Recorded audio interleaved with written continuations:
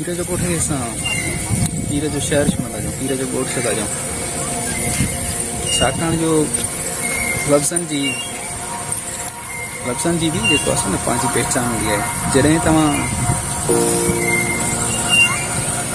जॾहिं जीअं असांजा कुझु दोस्त आहिनि जेके कुझु ॿियनि शहरनि में रहनि था, या वरी जॾहिं असांजा कुझु जीअं दोस्त आहिनि कुझु ॿियनि शहरनि में रहनि था, कराची, लाहौर, इस्लामाबाद, XYZ, त पोइ जॾहिं उहे कॾहिं ईद ते या कंहिं मौक़े ते ईंदा आहिनि त पोइ उन्हनि खां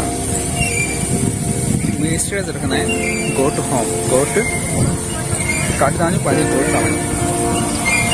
या वरी असांजा कुझु दोस्त आहिनि जेके ॿियनि शहरनि में कमु था कनि, पोइ असां उन्हनि खां पुछंदा आहियूं त जेको आहे सो पोइ कॾहिं थो ॻोठ अचे।